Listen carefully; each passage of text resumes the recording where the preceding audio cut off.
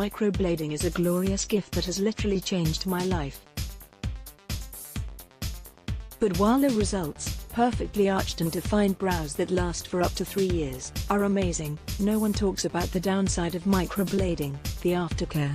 It's a full week of healing, and it's not pretty. What is microblading? Essentially, it's a semi-permanent tattoo. Microblading artists use micro needles to draw on small strokes by hand, mimicking the appearance of individual strands of hair. Even when viewed up close, these hairs look super realistic. I'd mine done a year ago, but it was time for a touch-up, so I went back to the best in the business, Pirit Dava, aka the Eyebrow Doctor. Pirit is so good, she has a 1-year waiting list for new clients. Related, watch an InStyle edit to get her eyebrows microbladed for the first time. The procedure went smoothly, but since it had been a year, I'd completely forgotten what it was like to take care of my freshly tattooed brows afterward. There are so many rules, but the 2 most important will prove the hardest for me to follow. Your brows must stay completely dry, and you can't put any pressure on them for a week, which you might do while sleeping. For example, the second I leave Pirit's office on a sweltering hot day, I start sweating. Because sweat is pure salt, it's the worst kind of wetness for microbladed brows, and can cause them to change color. You can apply a Vaseline-like solution as a barrier, which is truly not pretty. I justifiably start freaking out about my brows getting wet, which in turn makes me sweat even more. It is truly a vicious cycle.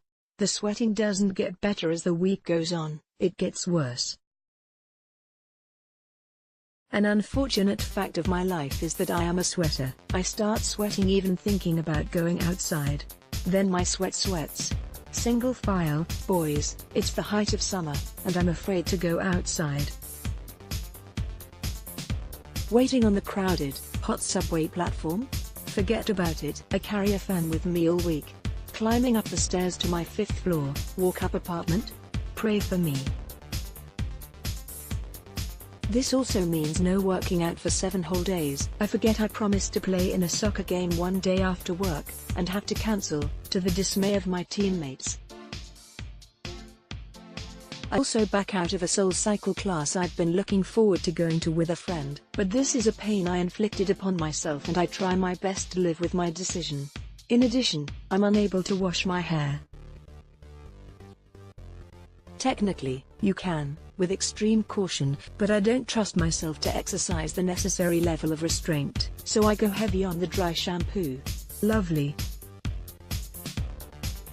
Related, this is how often you should be washing your hair, but the worst part of it all is not being able to sleep on my stomach, because the wound from the needle scabs needs to heal. You can't apply pressure to your brows for 7 days.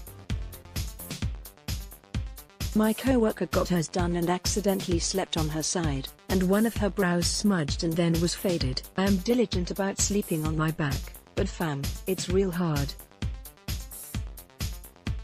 When I actually do fall asleep, it isn't quality sleep, because I'm so freaked out about rolling onto my stomach. That actually does happen a few times, and I immediately wake myself, but then can't fall back asleep, as I'm worried that I've ruined my brows or will roll over again. Not a REM cycle in sight. By night 4, awake in the middle of the night, I have talked myself into believing that I don't even care, and that quality sleep is more important to me than good brows. I am officially spiraling. Related, here's what my brows look like a full year after microblading, to the pure delight of those around me. I complain to anyone who will listen, loudly, non-stop. My perfect eyebrows are making my life terrible. My 2 best friends are pregnant and they both have the same response to my incessant irritability. If you can't make it through 7 nights of not sleeping on your stomach, how will you make it through 9 months of pregnancy someday? A valid point, which I haven't even considered. I'm doomed. I'm 5 days through my week of pure hell, which means I have 2 more nights of sleeping on my back. 2 more days of worrying about sweating, with the humidity in New York City projected to be around a casual 80%. 2 more days of not working out. 2 more days of not washing my hair. It's unclear if I will survive. Early results indicate no. I'm clinging to the belief that perfect eyebrows do exist, and I'm 2 days away from having them, but at what cost?